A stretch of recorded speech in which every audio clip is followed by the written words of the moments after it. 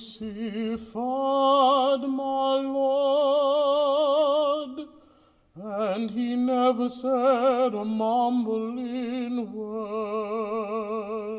They crucified my Lord, and he never said a mumbling word.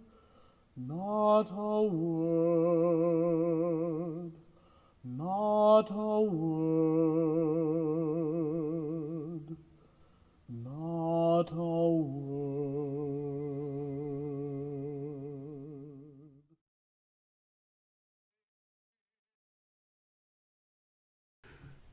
I find that song meaningful. It's a old black American Christian song, a spiritual, which the spirituals have a way of grabbing the heart, like many hymns do. This song was sung by Tesfa Wanamanga, I think his name is African, College Park Presbyterian Church about 10 years ago. You can look it up on the internet if you want to see the whole thing. The song speaks of the way that Jesus didn't say anything to defend himself. He never said a mumbling word. Hundreds of years before this, Isaiah would describe what Jesus would do. Isaiah 53. He was oppressed and he was afflicted, and he did not open his mouth. Like a lamb that is led to the slaughter, and like a sheep that before its shearers is silent, so he did not defend himself. Pilate had also remarked about Jesus' silence. He said, "Aren't you going to say anything? Don't you realize I have the authority to set you free or to crucify you?" Jesus' private time with Pilate would have been an opportune time for him to plead his innocence and state his case, but he didn't. He was silent. He never said a mumbling word. Why? Because he was thinking about you, thinking about me, and all the people he was going to save by his death. Though it could have been he could have easily talked his way out of going to the cross, he wanted to go so that he could save us. Welcome to 10-Minute Bible Study, wherein we are studying the Gospel of John in 10-minute, easily digestible bites 5 times a week. John 19:12 through 13. From then on, Pilate sought to release him. But the Jews cried out, "If you release this man, you are not Caesar's friend. Everyone who makes himself a king opposes Caesar." So when Pilate heard these words, he brought Jesus out and sat down on the judgment seat at a place called the Stone Pavement, and in Aramaic, Gabbatha. The Jews cried out, "If you release this man, you are no friend of Caesar." That was pretty clever. They knew exactly what to say to get under Pilate's skin. Now, friend of Caesar was a title given to those who were closest and loyalist to Caesar.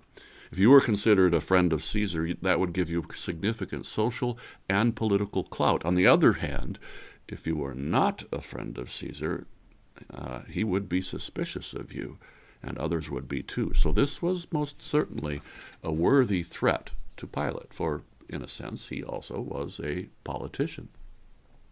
Everyone who makes himself a king opposes Caesar, the Jews said. The Jews were putting the situation into mutually exclusive terms, or an either-or proposition, like, Pilate, you must choose. You must either set Jesus free or you must be faithful to Caesar. It's a false dichotomy, suggesting that Pilate can't set Jesus free and still be, or can set Jesus free and still be a friend of Caesar. However, Caesar at the time was Tiberius, and it's well documented that he was a suspicious fellow, and Pilate didn't want to get into any sort of trouble with Tiberius. A word that, so he even was a rumor of him, any rumor of him being unfaithful would be dangerous. John describes what used to be the official place for judgments now. The place was called the Stone Pavement. In Greek, that is lithostratos, a word that literally means spread out stone. This could simply mean a compacted aggregate, like this, or it could mean a mosaic stone tile in a checkerboard pattern. The Romans were very handy at making beautiful floors. Archaeologists are still uncovering the marvelous floors that were of Rome. Like us, Romans didn't consider a building to be finished unless it had plaster and floor. They liked to make statements with good architecture, which included good floors. Now, this place of judgment, where the Roman government would assert its authority and enforce its laws on a conquered nation, would certainly be a place where they'd want to make an archaeological statement, or not archaeological, architectural. This is the legal arm of Rome.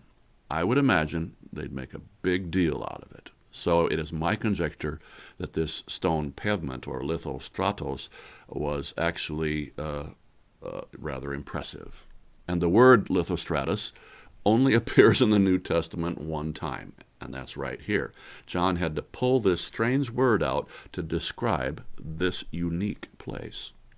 John also used another word to describe the place, an Aramaic word, the word that colloquial residents of Jerusalem would use, and that would be Gabbatha. Now, Aramaic is a language related to Hebrew.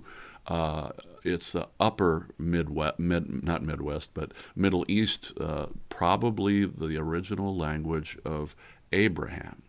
It's as related to English as Dutch is to English, Aramaic would be to Hebrew.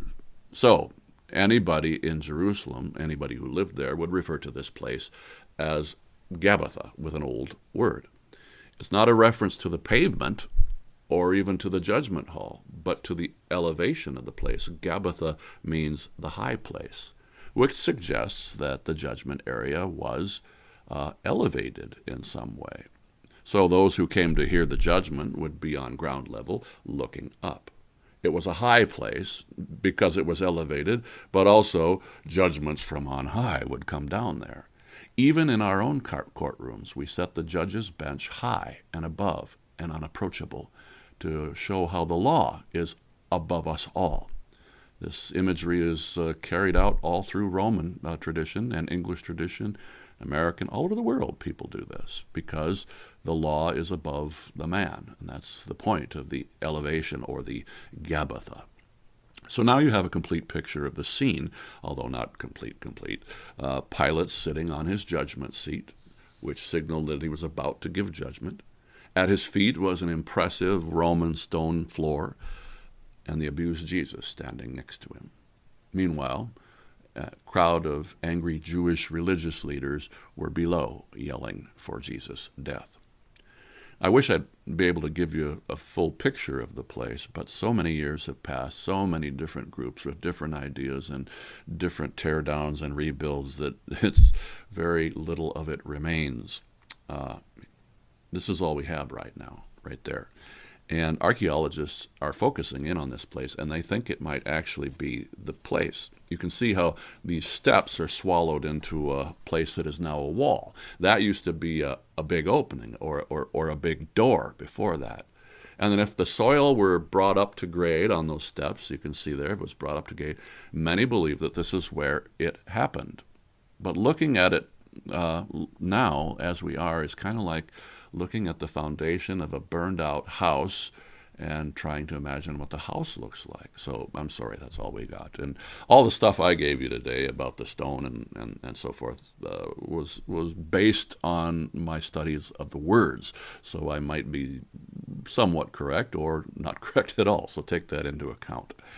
John 19, verses 14 through 16. Now it was the day of preparation of the Passover. It was about the 6th hour. He said to the Jews, "Behold your king." They cried out, "Away with him! Away with him! Crucify him!" Pilate said to them, "Shall I crucify your king?" The chief priests answered, "We have no king but Caesar." So he delivered him over to them to be crucified. One more time, Pilate skewers the Jewish leaders again. We're saying, "Behold your king." He doesn't think that Jesus is a king. He wants to point out the absurdity of their accusation. They cry for his crucifixion in response. And then Pilate says, "Shall I crucify your king?" and the Jews shout out, "We have no king but Caesar," that must have felt in their mouths like fetid cheese, because they hated Caesar. They hated being subjects of Rome. And for them to say that would mean that they really, really wanted to get rid of Jesus. There was nothing more that Pilate could do.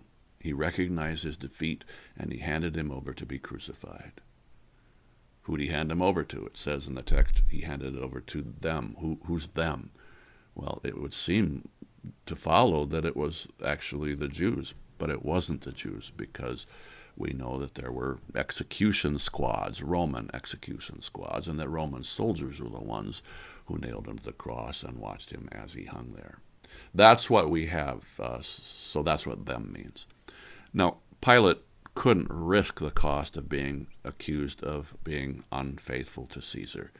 He had so much to lose and nothing to gain for acting in favor of this Galilean peasant named Jesus. Sometimes people in power act against their conscience and act against all fairness in order to protect their backsides. So, this is the Western world's shameful contribution to the death of Jesus. The Jewish contribution was hatred and jealousy. The Western world, though it had the philosophical means to ferret out the truth, would sacrifice the truth in favor of craven fear, cold political expediency. The sinfulness of man is what surrounded Jesus at this moment in many different forms, and he endured it. He never said a mumbling word.